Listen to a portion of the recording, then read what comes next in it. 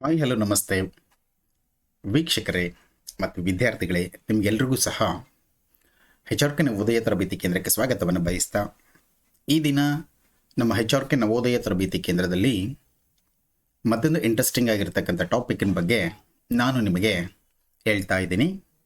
ಬನ್ನಿ ಆ ಟಾಪಿಕ್ ಯಾವುದು ಅಂತಕ್ಕಂಥದ್ದನ್ನು ನೋಡ್ಕೊಂಡು ಬರೋಣ.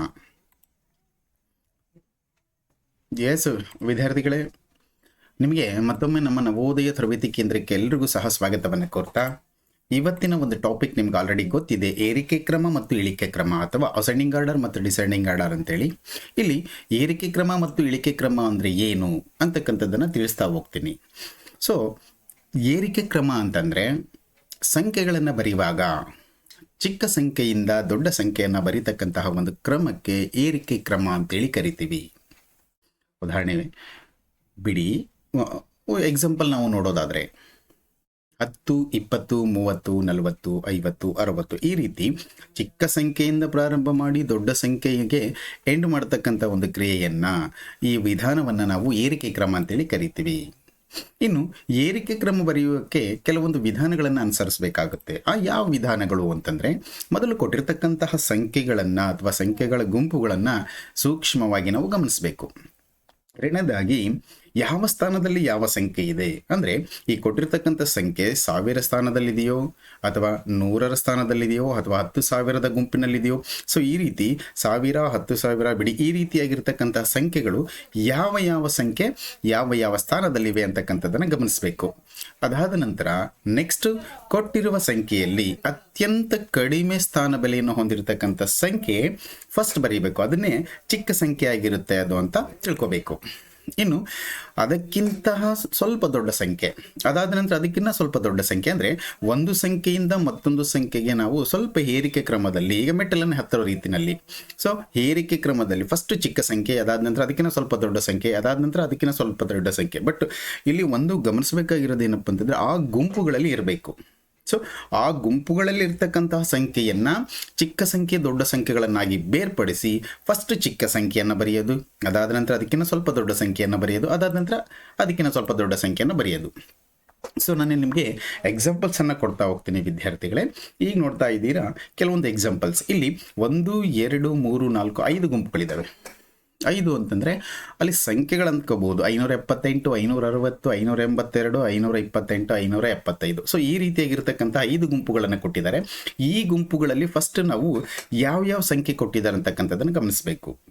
ಸೊ ಈ ಒಂದು 5 ಗುಂಪುಗಳಲ್ಲಿ ಮತ್ತೆ ಗಮನಿಸಿದ ನಂತರ ಇದರಲ್ಲಿ ಚಿಕ್ಕ ಸಂಖ್ಯೆ ಯಾವುದು ಅಂತಕ್ಕಂಥದ್ದನ್ನು ನಾವು ಬೈಪರ್ಗೇಷನ್ ಮಾಡಬೇಕು. ಚಿಕ್ಕ ಸಂಖ್ಯೆಯನ್ನು ಫಸ್ಟ್ ಬರೀಬೇಕು. ನೋಡ್ರಿ, ಇದಕ್ಕೆ ಸರಿಯಾದ ಉತ್ತರ ಇದರಲ್ಲಿ ಫಸ್ಟ್ ಚಿಕ್ಕ ಸಂಖ್ಯೆ 528 ಆಗಿದೆ, ಅದರಿಂದ ಅದನ್ನು ಫಸ್ಟ್ ಬರೆದಿದ್ದಾರೆ.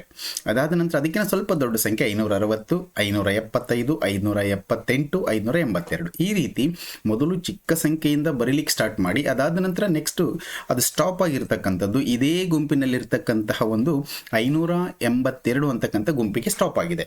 ಸೊ ಈ ರೀತಿ ನೀವು ಚಿಕ್ಕ ಸಂಖ್ಯೆಯನ್ನು ಮೊದಲು ಬರೆದು ದೊಡ್ಡ ಸಂಖ್ಯೆಯನ್ನು ನಂತರ ಬರೀತಕ್ಕಂಥ ವಿಧಾನಕ್ಕೆ ನಾವು ಏರಿಕೆ ಕ್ರಮ ಅಂತೇಳಿ ಕರಿತೀವಿ. ಸೊ ಮತ್ತೊಂದು ಎಕ್ಸಾಂಪಲ್ ಬಂದಿದೆ. ಸೊ ಈ ಒಂದು ಎಕ್ಸಾಂಪಲನ್ನು ಅಬ್ಸರ್ವ್ ಮಾಡಿರಿ. ಈ ಎಕ್ಸಾಂಪಲಲ್ಲಿ ನಿಮಗೆ 1, 2, 3, 4, 5 ಗುಂಪುಗಳಿದ್ದಾವೆ. ಆ 5 ಗುಂಪುಗಳಲ್ಲಿ ಚಿಕ್ಕ ಗುಂಪು ಯಾವುದು ಅಂತಕ್ಕಂಥದ್ದನ್ನು ಯೋಚನೆ ಮಾಡಬೇಕು ಫಸ್ಟ್. ಸೊ ಇಲ್ಲಿ 1005, 1015, 1020, 1025, 1052 ಅತ್ಯಂತ ದೊಡ್ಡ ಸಂಖ್ಯೆ ಆಗಿದೆ. ಈ ಕೊಟ್ಟಿರ್ತಕ್ಕಂಥ ಗುಂಪಿನಲ್ಲಿ ಅತ್ಯಂತ ಚಿಕ್ಕ ಗುಂಪು 1005 ಆಗಿದೆ, ಅತ್ಯಂತ ದೊಡ್ಡ ಗುಂಪು 1052 ಆಗಿದೆ. ಆದ್ದರಿಂದ ಅದನ್ನು ಕೊನೆಗೆ ಬರೆದಿದ್ದೀವಿ, ಚಿಕ್ಕ ಗುಂಪನ್ನು ಫಸ್ಟ್ ಬರೆದಿದ್ದೀವಿ. ಇನ್ನು ಮಧ್ಯದಲ್ಲಿರ್ತಕ್ಕಂಥ ಸಂಖ್ಯೆಗಳು ಮೊದಲನೇ ಸಂಖ್ಯೆಗಿಂತ ಎರಡನೇ ಸಂಖ್ಯೆ ದೊಡ್ಡದಿದೆ, ಎರಡನೇ ಸಂಖ್ಯೆಗಿಂತ ಮೂರನೇ ಸಂಖ್ಯೆ ದೊಡ್ಡದಿದೆ, ಮೂರನೇ ಸಂಖ್ಯೆಗಿಂತ ನಾಲ್ಕನೇ ಸಂಖ್ಯೆ ದೊಡ್ಡದಿದೆ, ನಾಲ್ಕನೇ ಸಂಖ್ಯೆಗಿಂತ 5ನೇ ಸಂಖ್ಯೆ ದೊಡ್ಡದಿದೆ. ಸೊ ಈ ರೀತಿ ನಾವು ಎಕ್ಸಾಂಪಲನ್ನು ಕೊಡಬೇಕಾಗತ್ತೆ. ನೋಡ್ರಿ, ಮತ್ತೊಂದು ಎಕ್ಸಾಂಪಲ್ ಬಂದಿದೆ. ಅದಾದ ನಂತರ ನೆಕ್ಸ್ಟ್ ನಾವು ಹೋಗ್ತಕ್ಕಂಥದ್ದು ಇಳಿಕೆ ಕ್ರಮ. ಏನು ವಿದ್ಯಾರ್ಥಿಗಳ ಇಳಿಕೆ ಕ್ರಮ ಅಂತಂದರೆ, ಸಂಖ್ಯೆಗಳನ್ನು ಬರೆಯುವಾಗ ದೊಡ್ಡ ಸಂಖ್ಯೆಯನ್ನು ಮೊದಲು ಬರೆದು ಚಿಕ್ಕ ಸಂಖ್ಯೆಯನ್ನು ಕೊನೆಯಲ್ಲಿ ಬರೀತಕ್ಕಂಥ ವಿಧಾನಕ್ಕೆ ನಾವು ಇಳಿಕೆ ಕ್ರಮ ಅಂತೇಳಿ ಕರಿತೀವಿ. ಉದಾಹರಣೆಗೆ 50, 40, 30, 20, 10. ಸೊ ಇಳಿಕೆ ಕ್ರಮವನ್ನು ಬರೀತಕ್ಕಂಥ ವಿಧಾನ ಯಾವ ರೀತಿಯಪ್ಪ ಅಂತಂದರೆ, ಫಸ್ಟ್ ಕೊಟ್ಟಿರ್ತಕ್ಕಂಥ ಸಂಖ್ಯೆಗಳನ್ನು ಸೂಕ್ಷ್ಮವಾಗಿ ಗಮನಿಸಬೇಕು. ಆ ಒಂದು ಸಂಖ್ಯೆಯಲ್ಲಿ ಅತ್ಯಂತ ಚಿಕ್ಕ ಸಂಖ್ಯೆ ಯಾವುದು ಮತ್ತು ಎಷ್ಟು ಸ್ಥಾನ ಬೆಲೆಗಳನ್ನು ಹೊಂದಿದೆ ಅಂತಕ್ಕಂಥದ್ದನ್ನು ನೀವು ಗಮನಿಸಬೇಕು. ನಂತರ ಕೊಟ್ಟಿರ್ತಕ್ಕಂಥ ಸಂಖ್ಯೆಯಲ್ಲಿ ಅತ್ಯಂತ ದೊಡ್ಡ ಸ್ಥಾನ ಬೆಲೆಯನ್ನು ಹೊಂದಿರತಕ್ಕಂಥ ಸಂಖ್ಯೆಯನ್ನು ಮೊದಲು ಬರೀಬೇಕು. ಅದಾದ ನಂತರ ಕೊನೆಯಲ್ಲಿ ಅತ್ಯಂತ ಚಿಕ್ಕ ಸಂಖ್ಯೆಯ ಗುಂಪನ್ನು ಬರಿಬೇಕಾಗುತ್ತೆ. ಸೊ ಉದಾಹರಣೆಯ ನೋಡೋದಾದರೆ ಇಲ್ಲಿ 1, 2 ಗುಂಪು, 3, 4, 5 ಗುಂಪುಗಳಿರ್ತಕ್ಕಂಥ ಒಂದು ಪ್ರಶ್ನೆ ಕೊಟ್ಟಿದ್ದಾರೆ. ಇದನ್ನು ನಾವು ಇಳಿಕೆ ಕ್ರಮದಲ್ಲಿ ಬರೀಬೇಕು. ನೋಡಿರಿ ವಿದ್ಯಾರ್ಥಿಗಳೇ, ಸೊ ಇಳಿಕೆ ಕ್ರಮದಲ್ಲಿ ಬರೀತಕ್ಕಂಥ ವಿಧಾನದಲ್ಲಿ ಮೊದಲನೇದಾಗಿ ಕೊಟ್ಟಿರ್ತಕ್ಕಂಥ ಸಂಖ್ಯೆಯಲ್ಲಿ ಅತ್ಯಂತ ದೊಡ್ಡ ಸಂಖ್ಯೆ 582 ಇದೆ. ಸೊ 578, 575, 560, 528 ಈ ರೀತಿ ದೊಡ್ಡ ಸಂಖ್ಯೆಯಿಂದ ಚಿಕ್ಕ ಸಂಖ್ಯೆಗೆ ಸ್ಟಾಪ್ ಮಾಡ್ತಕ್ಕಂಥ ವಿಧಾನನೇ ಇಳಿಕೆ ಕ್ರಮ. ಬಹುಶಃ ಈ ಒಂದು ಕಾನ್ಸೆಪ್ಟ್ ನಿಮಗೆ ಅರ್ಥ ಆಗಿದೆ ಅಂತ ಅಂದ್ಕೊಳ್ತೀನಿ ವಿದ್ಯಾರ್ಥಿಗಳೇ. ನಾನು ಸಾಕಷ್ಟು ನಿಮಗೆ ಏನಪ್ಪ ಅಂತಂದರೆ ಉದಾಹರಣೆಗಳನ್ನು ಕೊಡ್ತಾ ಇದ್ದೀನಿ. ಸೊ ಇದೇ ರೀತಿ ನೀವು ಡೆಫಿನೇಷನನ್ನು ಮೊದಲು ನೀಟಾಗಿ ಅರ್ಥ ಮಾಡ್ಕೊಳ್ರಿ. ಡೆಫಿನೇಷನನ್ನು ಅರ್ಥ ಮಾಡ್ಕೊಂಡಾದ ನಂತರ ಆಟೋಮೆಟಿಕ್ ನಿಮಗೆ ಈ ಒಂದು ವಿಧಾನ ಅಥವಾ ಈ ಒಂದು ಏರಿಕೆ ಕ್ರಮ ಇಳಿಕೆ ಕ್ರಮ ಅಂತಕ್ಕಂಥ ಕಾನ್ಸೆಪ್ಟು ಈಸಿಯಾಗಿ ಅರ್ಥ ಆಗುತ್ತೆ ಅಂತ ಹೇಳ್ತಾ ನನ್ನ ಈ ಒಂದು ವಿಡಿಯೋಕ್ಕೆ ಮುಕ್ತಾಯ ಮಾಡ್ತಾ ಇದ್ದೀನಿ. ಸೊ ಈ ನಮ್ಮ ವಿಡಿಯೋವನ್ನು ನೀವು ನೋಡಿ ಲೈಕ್ ಮಾಡಿ ಸಬ್ಸ್ಕ್ರೈಬ್ ಮಾಡಿರಿ ಅಂತ ಹೇಳ್ತಾ, ನಿಮಗೆ ಏನೇ ಡೌಟ್ಸ್ ಬಂದ್ರೂ ಕಾಮೆಂಟ್ ಬಾಕ್ಸಲ್ಲಿ ನೀವು ಕಮೆಂಟ್ ಮಾಡಿರಿ ಅಂತ ಹೇಳ್ತಾ ಮುಂದಿನ ವಿಡಿಯೋದೊಂದಿಗೆ ಮತ್ತೊಮ್ಮೆ ಭೇಟಿಯಾಗೋಣ. ಅಲ್ಲಿವರೆಗೂ ನಮಸ್ಕಾರ.